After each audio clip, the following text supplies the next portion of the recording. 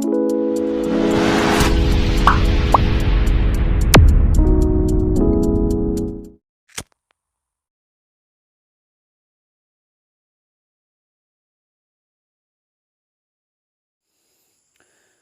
लोगोफोर, गिबियावनो नोंथांमोन गासैखौबो गोदान मोनसे भिडिअ बरायनाय जाबाय। दिनै बे भिडिअनि गेजेरजों आं निटनि सोमोन्दै बुंनो नागिरदों। निटनि नटिफिकेसनखौ रिसेन्टलि मैया 13 जुलाइआव नाटाया मोनसे नटिफिकेसन फोसावदों निट अनलाइन एप्लाइनि सोमोन्दै, आरो बेखौ लानानैनो आं बे भिडिअखौ नोंथांमोननो बानायनाय जादों। निटनि फुल फर्मआ मा, एबा गोबां स्टुडेन्टफोरा निटखौ मोनथिखागौ। जायफोर साइन्सआव फरायनाय बिथांमोना निटनि सोमोन्दै एसेब्लाबो आइडिया दंखायो। आरो निटनि एलिजिबिलिटिफोरा मा दङ, बा बेफोरनि कुइसन पेटार्नफोरा माबायदि, बेनि सोमोन्दै नैबे भिडिअनि गेजेरजों नोंथांमोनजों डिसकास खालामनाय जागोन। दा गिबियावनो निटनि फुल फर्मआ जाबाय नेशनेल एलिजिबिलिटि काम एन्ट्रेन्स टेस्ट, आरो बे मोनसे एन्ट्रेन्स टेस्ट जाय एन्ट्रेन्स टेस्टखौ नेशनेल टेस्टिं एजेन्सिया बोसोरफ्रोमबो फाथियो। आरो बे नेशनेल टेस्टिं एजेन्सिया फाथिनायनि मेन उद्देश्यआनो जाहैबाय, मेन थांखियानो जाहैबाय जे बे निटनि आन्डार ग्रेजुएट, बे जाबाय निटआ मोनसे आन्डार ग्रेजुएट एग्जाम, जायखौ बोसोरफ्रोमबो बे नाटाया फाथियो। आरो बेवहाय एडमिसन, जायफोर डक्टर जानो गोसो, स' बेनि थाखाय नैबे एन्ट्रेन्स एग्जामखौ होनो नांगोन। बे एन्ट्रेन्स एग्जामाव क्वालिफाइ जाबासो नोंथांमोना, जायफोर मेडिकेलाव फरायनो गोसो बिथांमोना बेवहाय एन्ट्रेन्स एग्जामाव क्वालिफाइ जाबासो MBBS बा BDS, BAMS, BSMS, BUMS and BHMS कर्सफोरखौ भारतनि गुबुन जायगाफोराव जेराव मेडिकेल कलेज बा मेडिकेल इनस्टिट्यूट दङ, बेफोराव नोंथांमोना निटआव क्वालिफाइ जाबाथाय लानो हागोन। स' बे आरो minister, union education minister Dharmendra प्रधानआ दा निट UGखौ 2021नि जाय एग्जाम जागोन निटनि, बेखौ सेप्तेम्बर दाननि 12 खालार खालि जागोन होननानै इउनियन इडुकेसन मिनिस्टारा बुंदों। स' जायफोर फरायसा बिथांमोना निटनि थाखाय प्रिपारेसन खालामगासिनो दङ, बिथांमोना दानिफ्रायनो मोजाङै खालाम, आरो बिथांमोननि निट 2021 बे एग्जामा फैबाय थानाय सेप्तेम्बर दाननि 12 खालार खालि जागोन। आरो बेनि बागै आं नोंथांमोननो होगोन, बेनि एप्लाइ खालामनाय डेटआ माब्लानिफ्राय स्टार्ट जागोन बा माब्लासिमहालागै जागोन, फुल डिटेल्सखौ बे भिडिअनि गेजेरजों होनाय जागोन। बेनिफ्राय निट 2021नि एप्लिकेसननि फर्म डिटेल्सनि सोमोन्दै आं फोरमायनो नागिरदों। बेवहाय नेम अफ द एग्जाम नेशनेल एलिजिबिलिटि काम एन्ट्रेन्स टेस्ट, सुंद'यै निट बुंनाय जायो, 2021, आरो बे एग्जामखौ कन्डाक्ट खालामो नेशनेल टेस्टिं एजेन्सिया। बेनिफ्राय डेट अफ एग्जाम, बे जाबाय सेप्तेम्बर दाननि 12 खालार खालि जागोन, 2021 मायथाइ, बे जाबाय रबिबार जाहैगोन। आरो एग्जामनि डिउरेसना जाबाय 3 घन्टा, 2 PM 2टानिफ्राय बे 5टासिमहालागै जागोन। एग्जाम टाइपआ जागोन बे अफलाइन, थामहिनबा अनलाइन जानाय नङा। बेवहाय पेपार थागोन, आरो नोंथांमोना बे कुइसन पेपारखौ नायनानै एन्सार शीटआव लिरनो नांगोन। स' बेखायनो बेखौ अफलाइन बुंनाय जादों। आरो paper and best pen paper best test जायखौ बुंनाय जादों। बेनिफ्राय अफिसियेल वेबसाइट, नोंथांमोना जुदि इनफरमेसन बेनि बागै मोनथिनो गोसो दङबा निट 2021नि सोमोन्दै, अब्लाना अफिसियेल वेबसाइट दङ निटनि, बे जाबाय nit.nata.nic.in। बेवहाय थांनानै निटनि सोमोन्दै मोजाङै खबर लाबाय थानो हागोन। आरो बेवहाय बे 2021नि निट बा थांखांनाय सिगां जायफोर निट बेफोर अफलाइन एप्लाइ जाया, बेखौ नोंथांमोना बेखौ अनलाइननि गेजेरजोंसो एप्लाइ खालामनो हागोन। बेवहाय अफलाइन एप्लाइ जानाय नङा। आरो बेवहाय नाम्बार 2 लिरदों, साबमिसन अफ द अनलाइन एप्लिकेसन फर्म मे बि डान बाय एसेसिं द नाटा वेबसाइट। नैबे वेबसाइटनि गेजेरजों थांनानै नोंथांमोना एप्लाइ खालामनो हागोन। आरो एप्लाइ खालामनायनि लिंकखौ भिडिअनि डिसक्रिपसनाव होनाय जागोन। जायफोर फरायसा बिथांमोना निटनि थाखाय गोसो गुदुं जाना दङ बा एप्लाइ खालामनो होनना सानदों, बिथांमोना भिडिअनि डिसक्रिपसनाव थांनानै बेवहाय लिंक होनाय दङ, बेवहाय थांनानै नोंथांमोना डाइरेक्टलि एप्लाइ खालामनो हागोन। आरो गुबुन फारसेथिं बेवहाय लिरबावनाय दङ, द application form in any other mode will not be accepted. स' बेवहाय नोंथांमोना अनलाइन मडनि गेजेरजोंसो थामहिनबा अनलाइननि गेजेरजोंसो NEET 2021 खौ एप्लाइ खालामनो हागोन। बेवहाय जेबो अफलाइन एप्लाइ जानाय नङा। गुबुन फारसेथिं बेवहाय नाम्बार 3 आव only one application is to be submitted by a candidate। सासे केन्डिडेटआ सासे फरायसाया अनलाइन एप्लाइखौ खेबसेल' साबमिट खालामनो हागोन एबा बियो खननै खनथामाव लागै अनलाइन एप्लिकेशनखौ साबमिट खालामनो हानाय नङा। स' बियो खेनसेनि बारा हानाय नङा, खेबसेल'सो हागोन। बेनिफ्राय नेक्स्टआव फैबाय NEET 2021 नि मोननैसो इम्परटेन्ट डेट दङ, जाय इम्परटेन्ट डेटआ नोंथांमोननि थाखाय इम्परटेन्ट। बेवहाय online submission of application form through website बेयो 13 जुलाइनिफ्राय स्टार्ट जादों आरो बेयो 6 आगस्टसिमहालागै थागोन। थामहिनबा नोंथांमोना 6 आगस्टसिमहालागै एप्लाइ खालामबाय थानो हागोन आरो बेवहाय 6 आगस्टनि बे जाबाय 11:11 PM थामहिनबा हरनि 11:50 सिमहालागै एप्लाइ सोलिबाय थागोन बे 6 आगस्टसिमहालागै। बे 13 जुलाइनिफ्राय स्टार्ट जाबाय। बेनिफ्राय last date of successful transaction of fee through credit, debit card, net banking, UPI payment wallet. स' अनलाइनाव बेबायदि नोंथांमोना ट्रेन्जेक्शन होनो नांगोन बे NEET एन्ट्रेन्स एग्जामनि थाखाय। स' बेनि लास्ट डेटआ जाबाय 7 आगस्ट। बे 7 आगस्टसिम नोंथांमोना ट्रेन्जेक्शन होनो हागोन अनलाइननि गेजेरजों। बेनिफ्राय correction in particulars of application form on the website अनलि। स' नोंथांमोना जुदि बहाबा कारेक्शन खालामनो गोनां दं, फर्म फिलआप खालामनाय टाइमाव जुदि मिस्टेकफोर जादोंब्ला अब्लाना नोंथांमोना कारेक्शन खालामफिननो हायो आरो बे कारेक्शन खालामनायनि डेटआ जाबाय 8 आगस्ट 2021 टु 12 आगस्ट 2021 सिमहालागै बे थागोन। बेनि गेजेराव नोंथांमोना खालामनो नांगोन। गुबुन फारसेथिं एनाउन्समेन्ट अफ द सिटि अफ एग्जामिनेशन, नोंथांमोननि जा एग्जाम जानायनि सेन्टारफोर, सिटिफोर बेखौ 20 आगस्टआव होनाय जागोन। 20 आगस्ट 2021 मायथाइयाव होनाय जागोन। बेनिफ्राय डाउनलडिं अफ एडमिट कार्ड फ्रम द नाटा वेबसाइट, नोंथांमोननि जा NEETनि एन्ट्रेन्स एग्जामनि एडमिट कार्डनि डाउनलड खालामनाय डेट बेखौ 3 डेज एग्जाम जानायनि सानथाम सिगाङावनो बेखौ होनाय जागोन। बा हमना ला एग्जामा नोंथांना 12 सेप्तेम्बर खालि जागोन, अब्ला 12नि सानथाम 3 डेजनि सिगां नोंथांमोननि बे एडमिटखौ मोननाय जागोन। एग्जाम जानायनि सानथाम सिगाङावनो मोननाय जागोन। नोंथांमोना बे एडमिटखौ नाटानि वेबसाइटआव थांनानै डाउनलड खालामनो हागोन। गुबुन फारसेथिं डेट अफ एग्जामिनेशन बेवहाय सेप्तेम्बर दाननि 12 खालाराव जागोन आरो एग्जामिनेशननि सम टाइमा जाबाय 180 मिनिट एबा 3 आवार्स। टाइमिं अफ एग्जामिनेशन बे जाबाय बेलासिनि 2 बाजिनिफ्राय 5 बाजिसिम जागोन। Centre and date and shift of NEET 2021 बेखौ दासिमबो होथ'नाय जायाखै। सेन्टार बा डेट नोंथांमोननि एग्जाम सेन्टारा माब्ला जागोन स' बेखौ होथ'नाय जायाखै। बेनिफ्राय नोंथांमोना बेनि सोमोन्दै बे वेबसाइटआव नाटानि वेबसाइटआव थांबाय थाब्लानो मोनथिना मोनगोन। गुबुन फारसेथिं display of OMR sheet responses and answer keys to the candidate बेखौबो माब्ला होनाय जागोन, नोंथांमोननि एन्सार शीटआ माब्ला रिलिज जागोन बेनि बागैबो जेबो डेटखौ होथ'नाय जायाखै। Declaration of result two the candidate on NATA website. स' नोंथांमोना NEETआव जिरायबाय आरो बे NEETआव जिरायनायनि उनाव रिजाल्टखौ माब्ला होगोन बेनि बागैबो डेटखौ होथ'नाय जायाखै। स' बेफोरनि बागै मोनथिबाय थानोब्ला माब्ला होगोन रिजाल्टआ एबा एडमिटआ माब्ला ओंखारगोन बेनि बागै मोनथिनोब्ला नोंथांमोना सम सम बे नाटानि वेबसाइटआव थांनानै खबर लानो हागोन आरो बेयाव अफिसियेल वेबसाइट होखानाय दङ, बेवहाय थांनानै नोंथांमोना खबर लानो हागोन।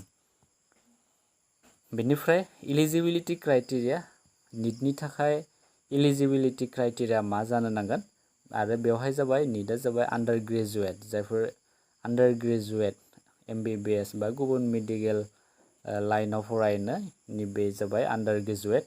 बेवहाय नेसनेलिटिया जाबाय citizens belonging to the following nationalities are eligible to apply for NEET UG। Indian नेसनेलबो जानो हायो बा नन रेसिडेन्स इन्डियान, गुबुन कान्ट्रिनिफ्राय थानाय फरायसाफोराबो होनो हागोन।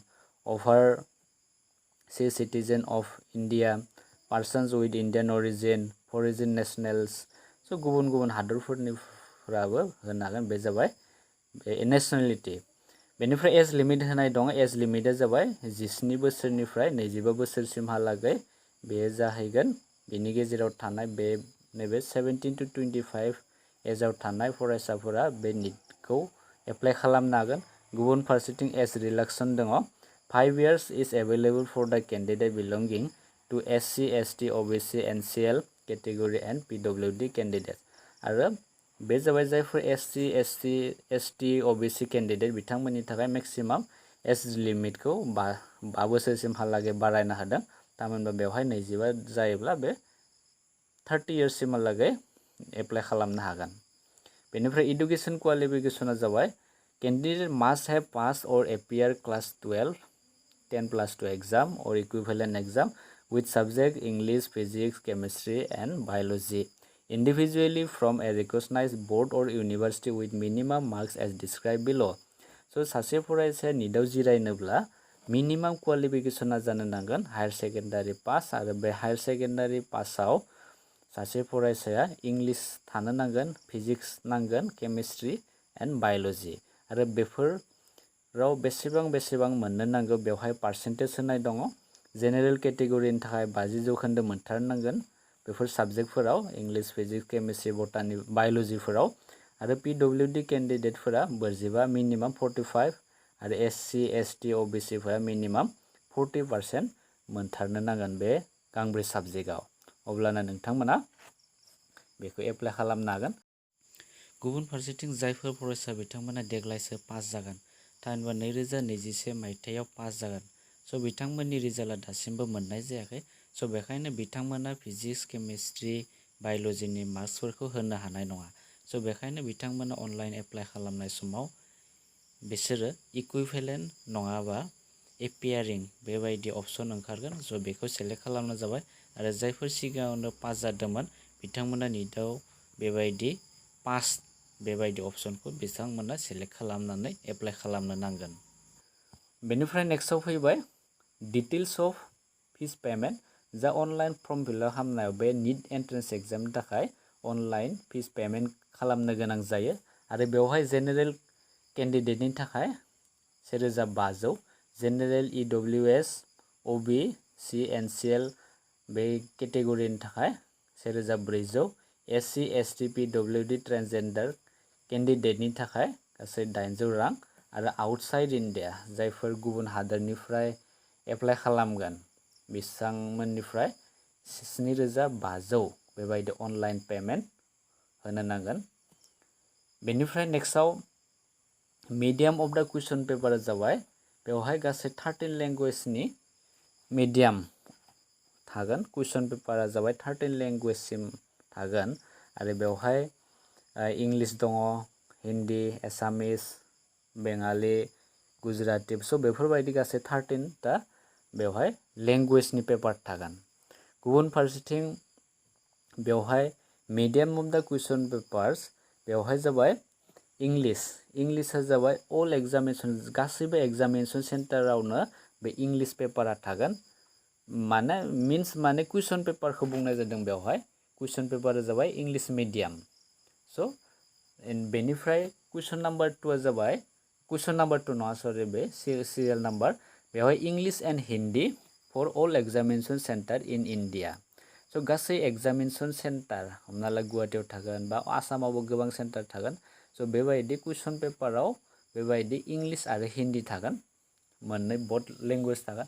गुबुन फारसेथिं जायफोर जोंनि आसामाव एग्जामिनेसन सेन्टार दङ बे निटनि थाखाय, स' बेवहाय इंलिश एन्ड एसामिस बेबायदि थागोन।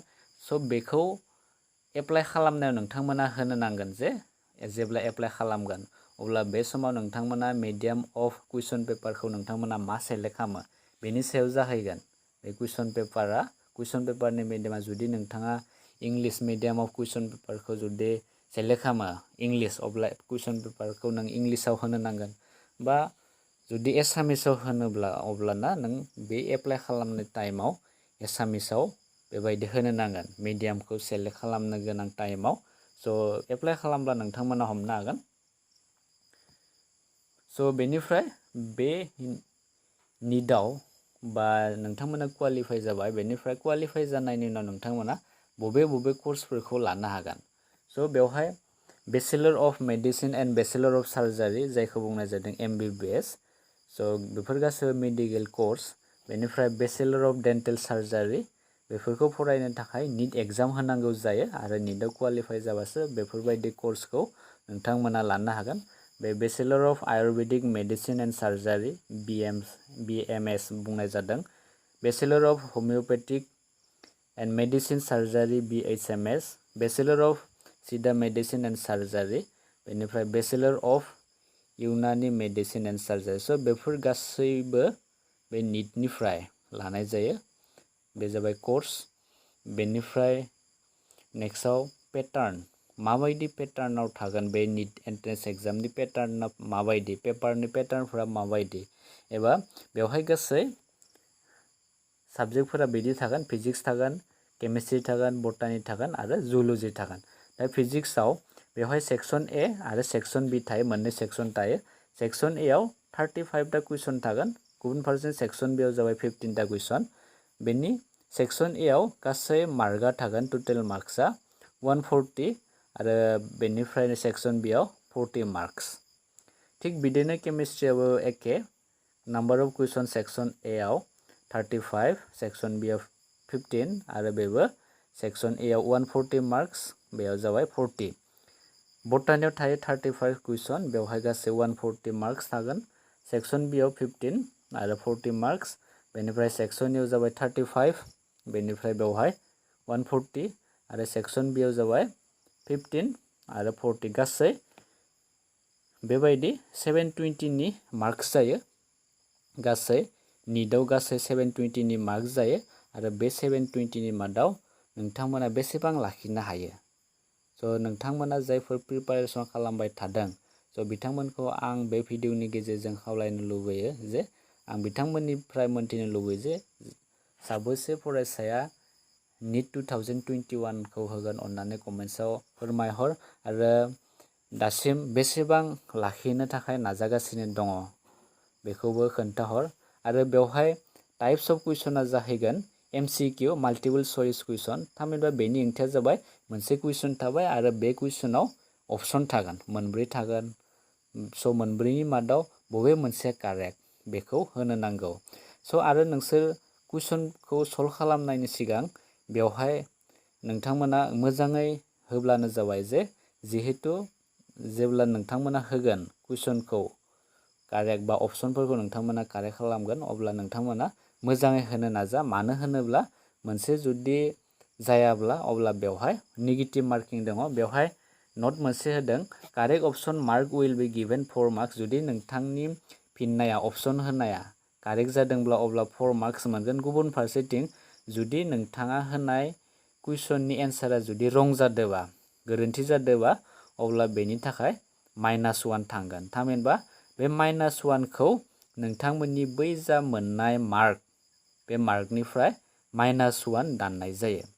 स' बेखायनो नोंथांमोना मोजाङै होनो नाजा आरो जाहाथे आरो माब्लाबा नोंथांमोननि बे कुइसन पेपारा जुदि एन्सार होनायफ्रा मोनसेबो जायाब्ला अब्ला मार्क्सआ नेगेटिभआवबो फैयो। स' बेखायनो नोंथांमोना नेगेटिभखौ लाबोनो नाङा, हानायाव लागै पजिटिभ मार्क्स बोखांनो नाजा। आरो जुदि नेगेटिभ नोंथांमोना जुदि डाउट दङबा अब्ला बेखौ होयिआनो मोजां। मानो होनोब्ला बेवहाय नेगेटिभ मार्किं दङ। आरो जुदि जायोब्ला मोनसे कुइसना जुदि कारेक्ट जायोबा बेवहाय गासै 4 मार्क दङ। स' बेखिनियानो निट्सनि सोमोन्दै आं होबाय नोंथांमोना। आरो जुदि नोंथांमोना माबाफोर सोंनो गोनां दङब्ला कमेन्ट्सआव सोंहरनो हागोन। स' उननि गोदान मोनसे भिडिअ नोंथांमोनखौ लोगो मोनगोन। Thank you.